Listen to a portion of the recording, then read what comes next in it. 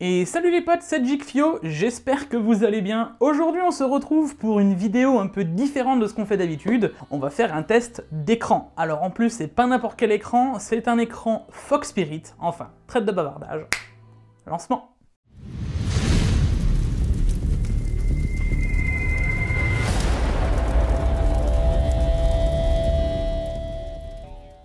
Bon du coup les potes, comme je vous l'ai dit dans l'intro, on va tester un écran Fox Spirit, le FQ270, qui est arrivé il n'y a pas si longtemps finalement sur LDLC. Alors oui déjà on va parler vite fait de ces Fox Spirit, pourquoi? Parce que c'est une marque LDLC, du groupe LDLC. Donc vous ne retrouverez cet écran que chez Materiel.net, HFR je crois, Top Achat et bien entendu LDLC. Et je me suis dit que ça pourrait être sympa de le tester. D'ailleurs j'ai aussi eu quelques commentaires de personnes qui me posaient la question si ces écrans Fox Spirit étaient intéressants. Alors je me suis dit pourquoi pas en tester puisque j'avais l'occasion. D'ailleurs je le précise tout de suite, cette vidéo n'est pas sponsorisée par LDLC ou par qui que ce soit. C'est un écran qui m'a été prêté et vous allez voir on va l'unboxer, ça veut dire que la personne ne l'a même pas utilisé. Il l'a acheté et il me l'a prêté. C'est un ami à moi, il m'a dit écoute j'ai un écran Fox Spirit, est-ce que ça t'intéresse de le tester? J'ai dit feu, donc voilà. En tout cas je te remercie toi qui regardes la vidéo et on va pouvoir tester l'écran qui est juste derrière moi, voilà. Et avant toute chose on va parler rapidement spec, alors spec rapide, je m'en entends, parce que oui c'est un écran 1440p, donc la fameuse 2K qui est un abus de langage, parce que oui la vraie 2K c'est du 2560 par 1080, ce qui n'est pas du tout le cas, là on est sur du 2560 par 1440p qui équivaudrait à plus ou moins de la 2,7K. Je tiens aussi à préciser que je ne suis pas l'expert des écrans, autant que je m'y connais plus ou moins dans d'autres domaines, autant que les écrans, il y a des choses que je ne connais pas forcément. Alors je vais savoir ce que c'est le contraste, je vais savoir ce que c'est le delta E, etc. Ça c'est pas un problème. La fameuse résolution avec les pixels par pouce, enfin tout ça, voilà, quelques notions et quelques bases, mais ce n'est pas mon fond de commerce. Donc là c'est plus un unboxing avec un avis personnel et de ce que je vais penser de l'écran, plutôt qu'un test ultra poussé à la sonde, etc. Pour ça il y a d'autres sites, même si j'ai pas vu de test encore de cet écran, de ce genre de dalle. Parce que oui, c'est le principal point fort de cette dalle, c'est une fast IPS, ça déjà c'est du lourd. D'ailleurs pour ceux qui connaîtraient pas l'IPS, c'est souvent les dalles avec le meilleur rendu de couleurs, donc pour ceux qui veulent profiter de jolies couleurs sur leur écran, on est sur quelque chose de pas mal. Et justement cette dalle a quelque chose de spécial parce que c'est une fast IPS, quand on dit fast c'est du 1 milliseconde. Au-delà de ça, l'IGZO, qu'est-ce que c'est? C'est l'indium gallium zinc oxyde. Alors c'est ce qui va composer les transistors de l'écran. Alors au final vous allez me dire qu'est-ce que ça change? C'est une nouvelle technologie, enfin nouvelle, on s'entend, elle date de 2012, mais on commence à la voir de plus en plus sur les écrans. Sharp à l'époque l'avait fait et là c'est plus validé par Samsung. Donc on va voir de plus en plus de ces dalles IGZO et je me suis dit pourquoi pas justement tester cet écran. C'est ça qui m'a vraiment convaincu de le tester, puisque c'est une technologie qu'on n'a pas encore vue un peu partout, donc pourquoi pas l'essayer et voir ce que ça donne. Ah oui, et c'est vrai, j'avais oublié, puisque là on est sur un écran gamer qui se veut gamer, donc on a aussi un taux de rafraîchissement de 165 Hz, donc en 1440p les amis. Là bien entendu il va déjà falloir une certaine carte graphique pour faire tourner ce genre d'écran. Là on a au moins la définition, le taux de rafraîchissement et quelle dalle c'est, donc maintenant traite de bavardage, on passe à l'unboxing, non? Allez, let's go!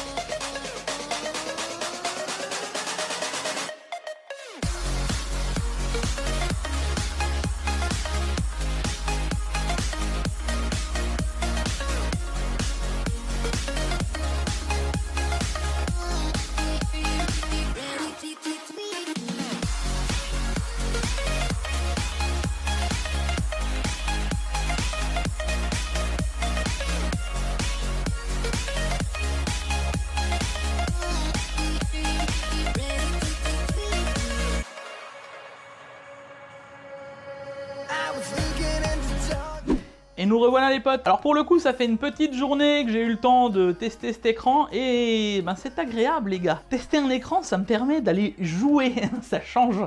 Franchement ouais c'est kiffant les écrans. Dites-moi si vous kiffez ce genre de test parce que je vais peut-être en refaire 2-3 sur la chaîne, ça me changera. Non pour le coup je suis vraiment agréablement surpris de cet écran les amis. Alors là vous le voyez en fond, je laisse tourner Spyro juste pour vous montrer tout ça, mais je vais vous passer plein de plans que j'ai enregistrés directement avec la caméra. Alors bien entendu à la caméra ça rendra toujours moins bien que ce qu'on va voir à l'œil, hein, vous le savez très bien. J'aurais beau vous parler de quelle couleur etc etc, ça ne se rendra jamais aussi bien que ce que vous allez voir avec vos yeux. Mais franchement que dire je suis vraiment étonné et j'attendais pas cet écran ici en fait. Vous savez que j'ai énormément de dalles à la maison, j'ai du TN, j'ai de l'IPS, j'ai du VA, j'ai un Samsung 32 pouces en QLED dalle VA je crois aussi, avec des couleurs qui pètent et moi c'est ce que j'aime aux yeux, des jolies couleurs. Alors là je vous vois déjà arriver en mode oui mais Jigfio, l'espace colorimétrique, sRGB, DCI-P3, c'est un peu moins pour moi. Je suis pas trop, enfin je fais pas de graphisme etc, donc ça m'intéresse beaucoup moins. Cet écran ne se vante pas justement de ses performances en DCI-P3 ou en sRGB. C'est vraiment un écran destiné et à destination des gamers, donc forcément c'est moins intéressant et c'est pas ce qui va faire qu'on va acheter cet écran. Je veux dire là c'est plus la fluidité de la dalle, le temps de réponse etc. Et là-dessus on est aussi plutôt pas mal. J'ai pu aller tester PUBG et Doom, c'était agréable sans aucun problème. En tout cas c'était fluide et c'était agréable de jouer là-dessus. Alors bien entendu le 165 Hz face au 144 Hz. Je veux pas dire que c'est marketing mais bon on voit pas forcément une grande différence entre le 144 et le 165. Bon voilà en tout cas elle est là, elle c'est présent, on peut l'activer. D'ailleurs pensez à aller l'activer parce que je vois déjà des gens acheter l'écran sans aller activer. Alors soit dans le panneau de configuration Nvidia, soit dans les paramètres généraux sur Windows, hein, pensez à activer le 165 Hz. Voilà c'est important. Et pour le coup que dire. Non franchement c'était vraiment ultra agréable de jouer sur cet écran et je m'arrête toujours sur le rendu des couleurs, enfin c'est assez ouf. Que ce soit Spyro qui est ultra coloré, Doom qui allait dans des tons de rouge, vous savez assez violent dans les enfers etc. Même PUBG, j'ai vraiment pris mon pied à jouer sur cet écran. Est-ce que je vous le recommande? Oui c'est un grand oui et c'est franc. Alors qu'est-ce qui va me déranger finalement? C'est peut-être son prix, parce qu'on peut retrouver des dalles LG Fast IPS en promo souvent à 350-370 €. Là cet écran on est à 400 €, mais on a la nouvelle technologie IGZO et de ce que j'en comprends ça va de plus en plus se démocratiser, puisqu'avec l'IGZO on va avoir finalement une résolution, et oui je parle bien de résolution les gars, des pixels par pouce beaucoup plus important puisque c'est une miniaturisation. Je pense qu'on va en voir de plus en plus arriver de cette technologie, on va sûrement le voir arriver sur des PC portables ou même des écrans de téléphone. Alors est-ce que c'est réellement utile sur une dalle comme ça? Je sais pas, on paye peut-être un peu la technologie dans les 400 €, mais bon, en tout cas, oui, c'est plutôt correct. Et qu'on prend par exemple le 34 pouces qu'avait présenté Guillaume en Ultra Quad HD et qui n'était pas forcément ultra cher comparativement à tous ses concurrents, là 400 €, ça se discute quand même, surtout qu'on est que sur un 27 pouces, on n'est pas sur du 32 pouces. Bon, après là c'est mon côté tatillon, disons que peut-être que 50 € de moins et qui sait dans une promo ou avec un code ou autre on le retrouvera à ce prix là. Foncez sans aucun doute, moi c'est vraiment un coup de cœur au niveau de cette dalle et j'ai vraiment pris mon pied à jouer pendant 5, 6, 7 heures dessus, rien à dire. De plus, il est réglable dans tous les sens, vous avez pu voir en hauteur, dans l'angle, on peut le mettre en mode portrait, etc. Bon là-dessus, rien à dire non plus, il est VESA, et de plus, vous avez vu la facilité d'installation, une vis en dessous du pied, clic, clac, l'écran il est clipsé, on le pose, c'est fini. Bon, voilà, en tout cas, c'est un petit plus. Et là, je vais rajouter mon côté Jean-Michel LED RGB. Le rétroéclairage à l'arrière de l'écran, vous voyez qu'on le voit pas forcément. Alors, est-ce qu'il est réellement utile? Plus, on aurait peut-être voulu du RGB, parce que bon, on va pas se mentir, en 2021, quand tu mets un rétroéclairage, t'aurais pu mettre une bande RGB, c'est pas ce qui allait changer énormément sur l'écran, mais c'est plus, ouais, des petits défauts, pour trouver des petits défauts qu'autre chose. Franchement, je suis vraiment surpris de de la qualité de cet écran. Par contre, pour lui trouver un vrai défaut, ben, je dirais c'est son OSD. Donc son menu qui fait un peu vieillot, on retrouvait ça sur les écrans en 2015, voire même avant. Le déplacement au joystick est pas vraiment très agréable. Alors après, vous n'allez pas passer 500 ans dans le menu de l'écran, mais là je vous l'affiche, franchement, ouais, je pense qu'il y a des possibilités de faire mieux et d'améliorer ça. Alors voilà, c'est pas LG, ils font pas 72 écrans dans l'année, donc bon, faut aussi se placer que là ça reste sûrement développé en fond par Samsung et payé par LDLC. Donc bon, en tout cas, c'était vraiment le gros point noir que je voyais, c'est vraiment l'OSD de cet écran. Sinon le reste, ça reste vraiment très bon en tout point au niveau de l'écran. Et pour vite faire reparler aussi des couleurs, de l'HDR, etc. Parce que oui, on peut activer l'HDR à travers l'écran. Alors pour le coup, je sais pas si c'est de l'HDR 400, de l'HDR 1000, etc. Encore une fois, ils ne le précisent pas. Franchement, en SDR, sur PC, moi, ça me convient tout à fait. Alors, je suis contradictoire, vous allez me dire, oui, mais Jigfio, d'un coup, tu dis que t'aimes bien les couleurs, mais tu veux pas d'HDR, tu préfères des SDR.